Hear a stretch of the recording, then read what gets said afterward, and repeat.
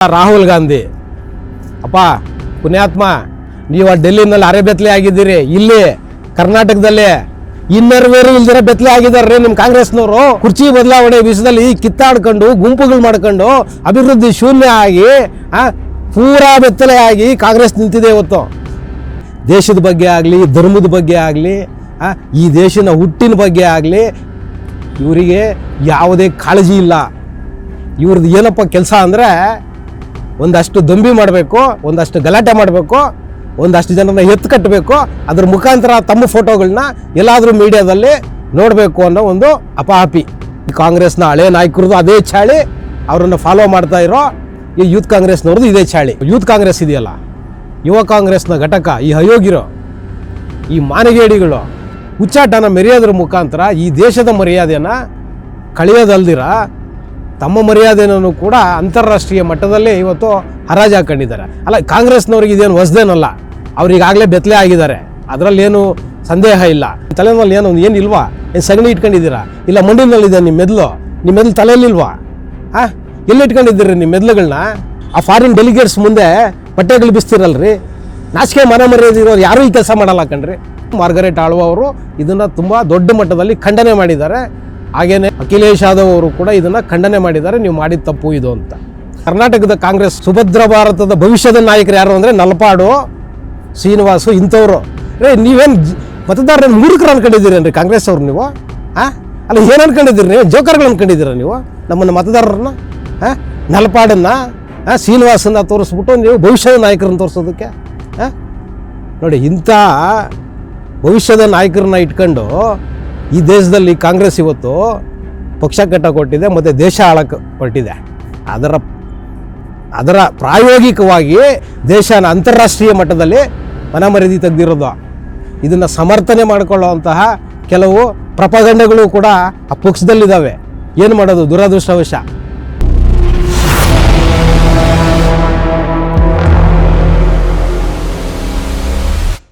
TV ವಿಕ್ರಮದ ಪ್ರೀತಿಯ ನೋಡುಗರಿಗೆ ಟ್ಯಾಕ್ಸಿವಾಲಾ ಕಾರ್ಯಕ್ರಮಕ್ಕೆ ಸ್ವಾಗತ. ನಾನು ನಿಮ್ಮ ನರಸಿಂಹಮೂರ್ತಿ. ವೀಕ್ಷಕರೇ, ನಿಮಗೆಲ್ಲ ಗೊತ್ತಿರೋಂಗೆ ಈ ಕಾಂಗ್ರೆಸ್ನ ಮತಿಗೇಡಿಗಳು, ಮಾನಗೇಡಿಗಳು, ದೇಶದ್ರೋಹಿಗಳು ತಾವು ಬಟ್ಟೆನ ಬಿಚ್ಚಿ ಬೆತ್ತಲೆ ಮಾಡಿಕೊಳ್ಳೋದ್ರ ಮುಖಾಂತರ ಜಗತ್ತಿನ ಮುಂದೆ ತಾವು ಬೆತ್ತಲೆ ಆಗೋದಲ್ದಿರ ದೇಶನನ್ನು ಕೂಡ ಜಗತ್ತಿನ ಮುಂದೆ ಬೆತ್ತಲೆ ಮಾಡುವುದರ ಮುಖಾಂತರ ಈ ದೇಶಕ್ಕೆ ಅವಮಾನ ಮಾಡಿದೆ ರಾಷ್ಟ್ರೀಯ ಕಾಂಗ್ರೆಸ್ನ ಯುವ ಘಟಕ. ಹೌದು ವೀಕ್ಷಕರೇ, ಡೆಲ್ಲಿನಲ್ಲಿ ನಿಮಗೆಲ್ಲ ಗೊತ್ತಿರೋಂಗೆ AI ಸಮಿಟ್ ನಡೀತಿದೆ.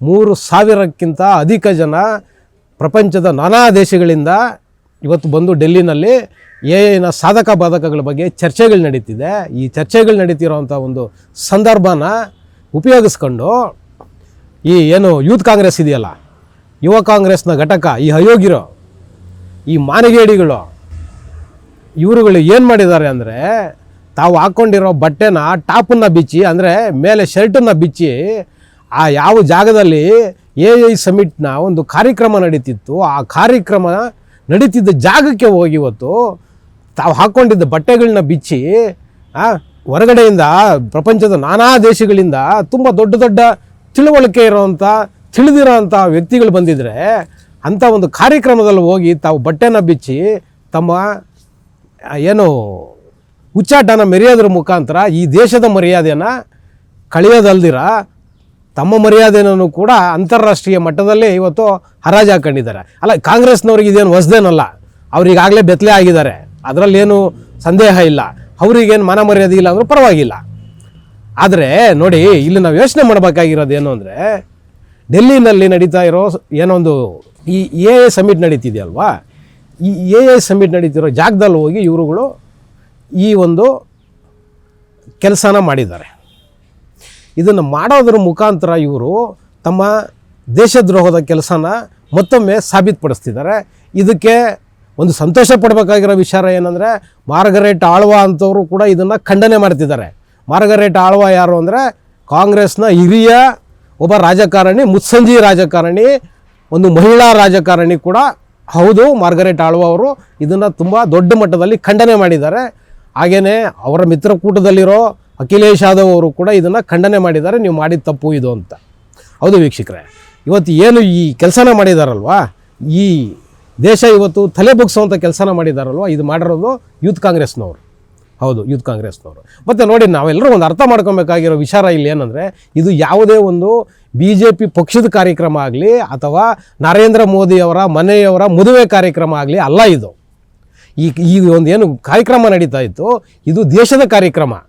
ಹೌದು, ಏನು ಇವಾಗ ಒಂದು AA ಅನ್ನೋ ಒಂದು ದೊಡ್ಡ ಮಟ್ಟದಲ್ಲಿ ಚರ್ಚೆ ಆಗ್ತಿದೆಯಲ್ಲ, ಇದರ ವಿಚಾರವಾಗಿ ಇದು ಸಾಧಕ ಬಾಧಕಗಳನ್ನ ಚರ್ಚೆ ಮಾಡೋದಕ್ಕೆ, ಇದ್ರ ಚರ್ಚೆ ಮಾಡೋದ್ರ ಮುಖಾಂತರ ದೇಶದ ಯುವ ಶಕ್ತಿಗೆ ಮತ್ತು ಯುವ ಪೀಳಿಗೆ ಏನಿದೆ ಇದರ ಮೇಲೆ ತುಂಬ ಆಸಕ್ತಿನ ಇಟ್ಕೊಂಡಿದೆ, ಅವರಿಗೆ ಇದರ ಸಾಧಕ ಬಾಧಕಗಳನ್ನ ಹೇಳಬೇಕು ಅಂತ ಹೇಳ್ಬಿಟ್ಟು ಪ್ರಪಂಚದಾದ್ಯಂತ 3,000 ಜನ ಡೆಲಿಗೇಟ್ಸ್ ಇವರು ದೇಶದೊಳಗಡೆ ಬಂದಿದ್ದಾರೆ. ನಮ್ಮ ದೇಶದಲ್ಲಿ ಬಂದು ಅವರು ಇವತ್ತು ನಮ್ಮ ದೇಶದ ಯುವಕರಿಗೆ ಅದರ ಸಾಧಕ ಬಾಧಕಗಳನ್ನ ಹೇಳೋ ಸಲುವಾಗಿ ಬಂದು ಅದನ್ನು ಹೇಳ್ತಿರೋವಂಥ ಒಂದು ಸಂದರ್ಭನ ಉಪಯೋಗಿಸ್ಕೊಂಡು ಇವತ್ತು ಈ ಮಾನಗೇಡಿಗಳು, ಈ ಯೂತ್ ಕಾಂಗ್ರೆಸ್ ಇದೆಯಲ್ಲ, ಈ ಯೂತ್ ಕಾಂಗ್ರೆಸ್ನವರು ಇಂಥ ಒಂದು ಪ್ರಪಗಂಡನ ಮಾಡೋದ್ರ ಮುಖಾಂತರ ಇವತ್ತು ದೇಶನ ಮತ್ತೊಮ್ಮೆ ಅವಮಾನ ಮಾಡಿದ್ದಾರೆ. ವೀಕ್ಷಕರೇ, ಮತ್ತೊಮ್ಮೆ ಅವಮಾನ ಮಾಡಿದ್ದಾರೆ. ನೀವು ನರೇಂದ್ರ ಮೋದಿನ ನೀವು ಟೀಕೆ ಮಾಡ್ಕೊಳ್ಳಿ, ಅವ್ರ ವಿರುದ್ಧ ಪ್ರತಿಭಟನೆಗಳು ಮಾಡ್ಕೊಳ್ಳಿ, BJP ವಿರುದ್ಧ ನೀವೇನಾದರೂ ಮಾಡ್ಕೊಳ್ಳಿ, ನಮ್ದೇನು ಸಮಸ್ಯೆ ಇಲ್ಲ. ಹೌದು, ಖಂಡಿತವಾಗ್ಲೂ ನಿಮ್ಮನ್ನು ಯಾರೂ ಪ್ರಶ್ನೆ ಮಾಡಲ್ಲ. ಆದರೆ ನೀವು ಮಾಡೋ ಒಂದು ಆ ಪ್ರತಿಭಟನೆಗಳು ಹೇಗಿರಬೇಕು ಯೋಚನೆ ಮಾಡಿ. ಯೋಚನೆ ಮಾಡಿರಿ. ನಿಮ್ಮ ತಲೆನಲ್ಲಿ ಏನಿಲ್ವಾ? ಏನು ಸಗಣಿ ಇಟ್ಕೊಂಡಿದ್ದೀರಾ? ಇಲ್ಲ ಮಂಡಿನಲ್ಲಿದೆ ನಿಮ್ಮ ಮೆದುಳು ತಲೆಯಲ್ಲಿಲ್ವಾ? ಎಲ್ಲಿ ಇಟ್ಕೊಂಡಿದ್ದೀರಿ ನಿಮ್ಮ ಮೆದುಳುಗಳನ್ನ? ಮಂಡಿನಲ್ಲಿ ಇಟ್ಕೊಂಡು ಆಟ ಆಡ್ತಾ ಇದ್ದೀರಿ ನೀವು. ಸಾವಿರಾರು ಜನ ಬಂದಿದ್ದಾರೆ ಹೊರಗಡೆಯಿಂದ, ವಿದೇಶಗಳಿಂದ. ಅಲ್ಲಿ ಹೋಗ್ಬಿಟ್ಟು ನೀವು ಬಟ್ಟೆ ಬಿಸ್ತೀನಿ ಅಂತ ಹೇಳಿದ್ರೆ ನಿಮಗೇನು ಚೂರು ಮಾನ ಮರ್ಯಾದೆ ಇಲ್ವೇನ್ರಿ ಕಾಂಗ್ರೆಸ್ನವ್ರಿಗೆ, ಅದರಲ್ಲೂ ಯೂತ್ ಕಾಂಗ್ರೆಸ್ಗೆ? ನೀವೆಲ್ಲ ವೀಕ್ಷಕರು ನೋಡಿರ್ಬೋದು, ಕರ್ನಾಟಕದಲ್ಲಿ ಕಾಂಗ್ರೆಸ್ ಸರ್ಕಾರ ಮಾಡ್ತಲ್ಲ, ಆಗ ರಸ್ತೆಗಳಲ್ಲಿ ಒಂದು ಪೋಸ್ಟರ್ನ ಹಾಕಿದ್ರು. ನೀವು ಬಹುಶಃ ನೋಡಿರ್ತೀರಿ, ಸಾಕಷ್ಟು ಜನ ವೀಕ್ಷಕರು ನೋಡಿರ್ತೀರಿ. ಏನು? ಸುಭದ್ರ ಭಾರತದ ಭವಿಷ್ಯಕ್ಕಾಗಿ. ಯಾರ ಫೋಟೋ ಇತ್ತು ಗೊತ್ತಾ ಅದರಲ್ಲಿ? ಮೊಹಮ್ಮದ್ ನಲ್ಪಾಡು ಮತ್ತು ಯೂತ್ ಕಾಂಗ್ರೆಸ್ನ ಶ್ರೀನಿವಾಸನ್ ಫೋಟೋ ಇತ್ತು. ನೀವು ಬಹುಶಃ ಅಬ್ಸರ್ವ್ ಮಾಡಿರ್ತೀರಿ. ಈ ನಲ್ಪಾಡಿನ ಚರಿತ್ರೆ ನಿಮಗೇನು ಹೇಳಂಗೇ ಇಲ್ಲ ನಾನು, ನಿಮಗೆಲ್ಲ ಗೊತ್ತು. ಏನೋ ಶ್ರೀನಿವಾಸು ಸಾಕಷ್ಟು ಜನರಿಗೆ ಪರಿಚಯ ಇಲ್ದಿರೋ ಒಬ್ಬ ವ್ಯಕ್ತಿ. ಯಾರು ಗೊತ್ತಾ ಶ್ರೀನಿವಾಸು? ಯೂತ್ ಕಾಂಗ್ರೆಸ್ಸಲ್ಲಿದ್ದ ಆ ಮನುಷ್ಯ ಯಾರು ಅಂದರೆ, ಈ DK ಶಿವಕುಮಾರ್ ಅವ್ರನ್ನ ತಿಹಾರ್ ಜೈಲಿಗೆ ಬಿಟ್ಟಿದ್ರಲ್ಲ, EDನವ್ರು ಕರ್ಕೊಂಡೋಗಿ. ಆವಾಗ ಡೆಲ್ಲಿನಲ್ಲಿ ಒಂದು ಪ್ರೊಟೆಸ್ಟ್ ಆಯಿತು. ಆ ಪ್ರೊಟೆಸ್ಟಲ್ಲಿ ಡೆಲ್ಲಿ ಪೊಲೀಸವರು ಅವನ್ನ ಹಿಡ್ಕೊಳ್ಳಕ್ಕೆ ಹೋದಾಗ ಆ ಶರ್ಟನ್ನೇ ಬಿಚ್ಚಾಕ್ಬಿಟ್ಟು ಬೆತ್ತಲೆಯಾಗಿ ಆ ಡೆಲ್ಲಿನಲ್ಲಿ ಗಲ್ಗಲ್ಲಿನಲ್ಲಿ ಓಡಿಸ್ಕೊಂಡು ಹೋದ್ರಲ್ಲ ಪೊಲೀಸವರು. ಅವಾಗ ಓಡಿದ್ನಲ್ಲ, ಆಮೇಲೆ ಒದ್ದು ಹೇಳ್ಕೊಂಡು ಜೀಪಲ್ಲಿ ಹಾಕೊಂಡ್ರಲ್ಲ, ಅವನೇ ಶ್ರೀನಿವಾಸು.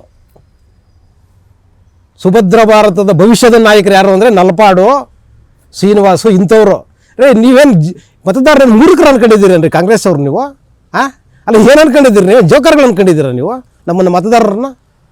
ನಲ್ಪಾಡನ್ನು, ಶ್ರೀನಿವಾಸನ್ನ ತೋರಿಸ್ಬಿಟ್ಟು ನೀವು ಭವಿಷ್ಯದ ನಾಯಕರನ್ನು ತೋರಿಸೋದಕ್ಕೆ? ನೋಡಿ, ಇಂಥ ಭವಿಷ್ಯದ ನಾಯಕರನ್ನ ಇಟ್ಕೊಂಡು ಈ ದೇಶದಲ್ಲಿ ಕಾಂಗ್ರೆಸ್ ಇವತ್ತು ಪಕ್ಷ ಕಟ್ಟಕೊಟ್ಟಿದೆ ಮತ್ತು ದೇಶ ಆಳಕ್ಕೆ ಹೊರಟಿದೆ.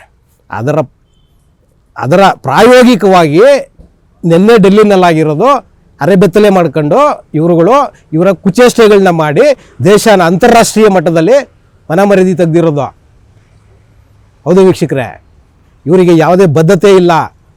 ದೇಶದ ಬಗ್ಗೆ ಆಗಲಿ, ಧರ್ಮದ ಬಗ್ಗೆ ಆಗಲಿ, ಈ ದೇಶದ ಹುಟ್ಟಿನ ಬಗ್ಗೆ ಆಗಲಿ ಇವರಿಗೆ ಯಾವುದೇ ಕಾಳಜಿ ಇಲ್ಲ. ಇವ್ರದ್ದು ಏನಪ್ಪ ಕೆಲಸ ಅಂದರೆ, ಒಂದಷ್ಟು ದಂಬಿ ಮಾಡಬೇಕು, ಒಂದಷ್ಟು ಗಲಾಟೆ ಮಾಡಬೇಕು, ಒಂದಷ್ಟು ಜನರನ್ನ ಎತ್ತು ಕಟ್ಟಬೇಕು, ಅದ್ರ ಮುಖಾಂತರ ತಮ್ಮ ಫೋಟೋಗಳನ್ನ ಎಲ್ಲಾದರೂ ಮೀಡಿಯಾದಲ್ಲಿ ನೋಡಬೇಕು ಅನ್ನೋ ಒಂದು ಅಪಹಾಪಿ. ಈ ಕಾಂಗ್ರೆಸ್ ಇದೆಯಲ್ಲ, ಈ ಕಾಂಗ್ರೆಸ್ನ ಹಳೆ ನಾಯಕರದು ಅದೇ ಚಾಳಿ, ಅವರನ್ನು ಫಾಲೋ ಮಾಡ್ತಾ ಇರೋ ಈ ಯೂತ್ ಕಾಂಗ್ರೆಸ್ನವ್ರದ್ದು ಇದೇ ಚಾಳಿ. ಇನ್ನು ಬಿಟ್ಟು ಬೇರೆ ಏನೂ ಇಲ್ಲ ಇವ್ರದ್ದು.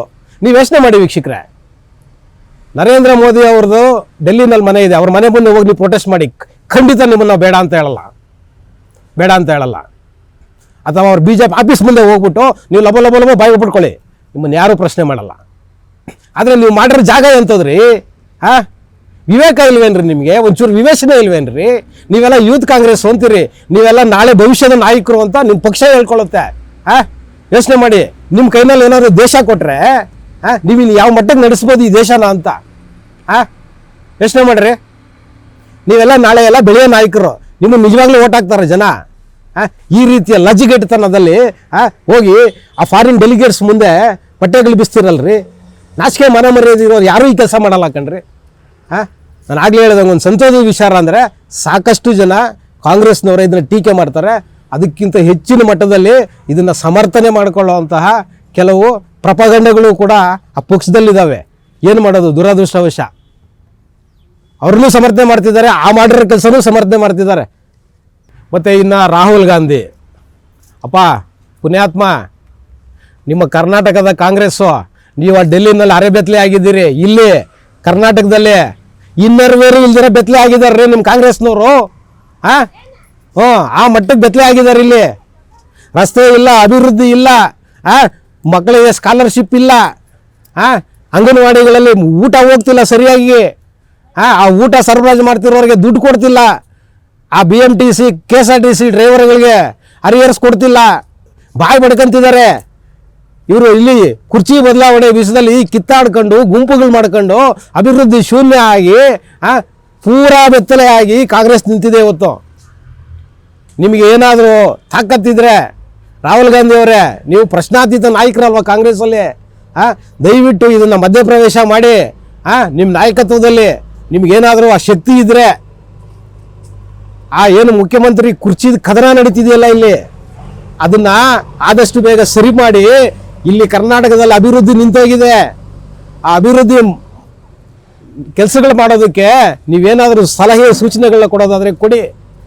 ನೀವು ದೇಶದ ಮಟ್ಟದಲ್ಲಿ ಹೋರಾಟ ಆಮೇಲೆ ಮಾಡಿರಂತೆ, ನಿಮ್ಮ ಸುಳ್ಳು ಹೋರಾಟಗಳಿಗೆ ಯಾರೂ ಸೊಪ್ಪಾಗ್ತಿಲ್ಲ ಈಗ. ಹೌದು, ನಿಮ್ಮ ಸುಳ್ಳು ಹೋರಾಟಗಳನ್ನ ಯಾರೂ ಕೇಳಿಸ್ಕೊಳ್ಳೋಕೆ ರೆಡಿ ಇಲ್ಲ, ನೋಡೋದಕ್ಕೂ ರೆಡಿ ಇಲ್ಲ ಈಗ ಜನ. ಆ ಮಟ್ಟಕ್ಕೆ ನಿಮ್ಮ ಹೋರಾಟಗಳು ಬಂದು ನಿಂತಿದೆ.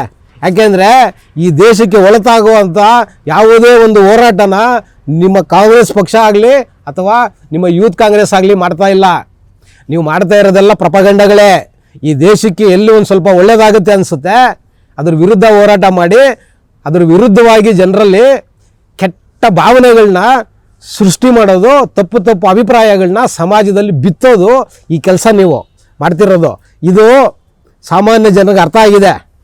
ನಿಮ್ಮದು ಉದ್ದೇಶ ಏನು ಗೊತ್ತಾ?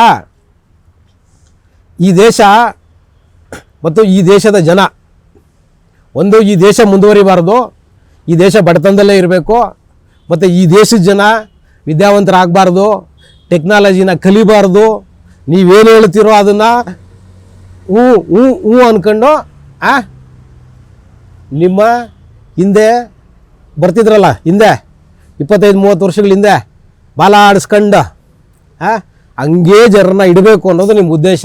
ಆ ಕಾರಣಕ್ಕೋಸ್ಕರ ನೀವು ಇವತ್ತು ಏನಿವತ್ತು ಟೆಕ್ನಾಲಜಿ ಬಗ್ಗೆ ಏನು ಸಮಿಟ್ ನಡೀತಿದೆ, ನೀವು ಅದನ್ನು ಹಾಳು ಮಾಡಬೇಕು. ಈ ದೇಶದ ಮಾನ ಮರ್ಯಾದೆನ ಅಂತಾರಾಷ್ಟ್ರೀಯ ಮಟ್ಟದಲ್ಲಿ ಹಾಳು ಮಾಡುವುದರ ಮುಖಾಂತರ ಆ ಮೇಲೆ ಯಾರೆಲ್ಲ ಇವತ್ತು ಇನ್ವೆಸ್ಟ್ ಮಾಡೋದಕ್ಕೆ ಭಾರತದಲ್ಲಿ ಉತ್ತುಂಗದಲ್ಲಿ ನಿಂತಿದ್ದಾರೆ, ಉತ್ಸಾಹದಲ್ಲಿದ್ದಾರೆ, ನೀವು ಈ ರೀತಿ ಗಲಾಟೆ ಮಾಡೋದ್ರ ಮುಖಾಂತರ, ನೀವು ಬೆತ್ತಲೆ ಆಗೋದ್ರ ಮುಖಾಂತರ ಆ ಇನ್ವೆಸ್ಟರ್ಸ್ ಏನಿವತ್ತು ಮನಸ್ಸು ಮಾಡ್ತಿದ್ದಾರಲ್ಲ ಇನ್ವೆಸ್ಟ್ ಮಾಡೋಕ್ಕೆ, ಆ ಇನ್ವೆಸ್ಟು ಭಾರತಕ್ಕೆ ಬರದೇ ಇರೋ ಥರ ತಡಿಬೇಕು. ಆ ಮುಖಾಂತರ ಈ ದೇಶದ ಅಭಿವೃದ್ಧಿನ ಕುಂಠಿತ ಮಾಡಬೇಕು. ಈ ದೇಶನ ಇನ್ನೂ ಒಂದಷ್ಟು ವರ್ಷ ಹಿಂದಕ್ಕೆ ತಗೊಂಡೋಗಿಟ್ಟು ನಿಮ್ಮ ವೋಟ್ ಬ್ಯಾಂಕನ್ನು ಗಟ್ಟಿ ಮಾಡ್ಕೊಂಡು ನೀವು ನಿಮ್ಮ ರಾಜಕಾರಣನ ಮಾಡಬೇಕು ಅನ್ನೋ ಉದ್ದೇಶಕ್ಕೋಸ್ಕರ ನೀವು ಇದನ್ನು ಮಾಡ್ತಿದ್ದೀರಿ. ನಿಮ್ದೇನಪ್ಪ ಉದ್ದೇಶ ಅಂದರೆ, ಈ ದೇಶದ ಜನ ಹೇಗಿರಬೇಕು ಅಂದರೆ ರೊಟ್ಟಿ ಬಟ್ಟೆ ಮನೆ ಇಷ್ಟರಲ್ಲೇ ಇರಬೇಕು. ಜನ ಇನ್ನೇನನ್ನು ಕಲಿಬಾರ್ದು, ಯಾವ ಟೆಕ್ನಾಲಜಿನೂ ಈ ದೇಶಕ್ಕೆ ತರಬಾರ್ದು. ಏನಕ್ಕೆ ಅಂದರೆ ಈ ಮೂರು ಇದ್ದರೆ ನೀವು ಈ ಮೂರನ್ನು ಜನರಿಗೆ ತೋರಿಸ್ಕೊಂಡು ಹಾಕ್ಕೊಂಡು ಭಿಕ್ಷೆ ಥರ ಬಿಸಾಕ್ಕೊಂಡು ನೀವು ಈ ದೇಶನ ಆಳ್ಬೋದು ಅಂತ ರಾಹುಲ್ ಗಾಂಧಿ ಅವರೇ ನೀವು ಕನಸು ಕಟ್ಟಿದ್ದೀರಿ. ನಿಮ್ಮ ಕನಸು ಖಂಡಿತ ಈಡೇರೋದಿಲ್ಲ. ಏನಕ್ಕೆ ಅಂದರೆ ಇವತ್ತು ದೇಶ ತುಂಬ ಸುಭದ್ರವಾಗಿ ಬೆಳೀತಾ ಇದೆ. ಮತ್ತು ನೀವು ತೋರಿಸ್ತಿದ್ದೀರಲ್ಲ ಭವಿಷ್ಯದ ಭಾರತದ ಯುವ ನಾಯಕರು ನಲಪಾಡು ಶ್ರೀನಿವಾಸು ಈ ಥರದವರಲ್ಲ ಇವತ್ತು ದೇಶ ಕಟ್ಟಕ್ಕೆ ಹೊರಟಿರೋದು. ಇವತ್ತು ದೇಶ ಕಟ್ಟಕ್ಕೆ ಹೊರಟಿರೋದು ನಿಜವಾದ ದೇಶಭಕ್ತರು, ನಿಜವಾದ ದೇಶ ಪ್ರೇಮಿಗಳು. ಮತ್ತು ಈ ದೇಶಕ್ಕೋಸ್ಕರ ನಾವು ಏನಾದರೂ ಮಾಡ್ತೀವಿ ಅನ್ನೋ ದೃಢವಾದ ಸಂಕಲ್ಪನ ಇಟ್ಕೊಂಡಿದಾರಲ್ಲ ಅಂಥ ಒಂದು ಯುವ ಪೀಳಿಗೆ ಇವತ್ತು ಮುಂದೋಗ್ತಿದೆ. ನೀವು ಅದನ್ನು ನೋಡಿ ಸಹಿಸ್ಕೊಳ್ಳೋಕ್ಕಾಗದೆ, ನಿಮ್ಮ ಹೊಟ್ಟೆ ಊರಿನ ಸಹಿಸ್ಕೊಳ್ಳೋಕ್ಕಾಗದೆ ನೀವು ಇವತ್ತು ಅಪಪ್ರಚಾರಗಳನ್ನ ಮಾಡ್ಕೊಂಡು ಒಂದಷ್ಟು ಜನ ಯುವಕರನ್ನ ದಾರಿ ತಪ್ಪಿಸೋದ್ರ ಮುಖಾಂತರ ಈ ದೇಶದಲ್ಲಿ ಬಂಡವಾಳ ಹೂಡಿಕೆನ ತಡೆಯೋ ಒಂದು ಹುನ್ನಾರನ ತುಂಬ ದೊಡ್ಡ ಮಟ್ಟದಲ್ಲಿ ನೀವು ಮಾಡ್ತಾ ಇದ್ದೀರಾ ಅಂತ ಹೇಳುವುದರ ಮುಖಾಂತರ ಇವತ್ತಿನ ಟ್ಯಾಕ್ಸಿವಾಲಾ ಕಾರ್ಯಕ್ರಮನ ಮುಗಿಸ್ತಾ ಇದ್ದೀನಿ. ಶೇರ್ ಮಾಡಿ, ಸಬ್ಸ್ಕ್ರೈಬ್ ಮಾಡಿ, ಲೈಕ್ ಮಾಡಿ, ಕಾಮೆಂಟ್ ಮಾಡಿ, ನಮ್ಮನ್ನು ಪ್ರೋತ್ಸಾಹಿಸ್ತೀರಿ. ಟಿವಿ ವಿಕ್ರಮ, ದೇಶ ನಿಮ್ಮ ಕೈಯಲ್ಲಿ. ಈ ಕಾರ್ಯಕ್ರಮ ನಿಮಗೆ ಇಷ್ಟ ಆಗಿದ್ದಲ್ಲಿ ಲೈಕ್, ಶೇರ್ ಹಾಗೂ ಕಮೆಂಟ್ ಮಾಡಿ. ಟಿವಿ ವಿಕ್ರಮದ ಕಾರ್ಯಕ್ರಮಗಳನ್ನು ನಿರಂತರವಾಗಿ ವೀಕ್ಷಿಸಲು ಸಬ್ಸ್ಕ್ರೈಬ್ ಮಾಡಿ, ಬೆಲ್ ಐಕನ್ ಒತ್ತಿ.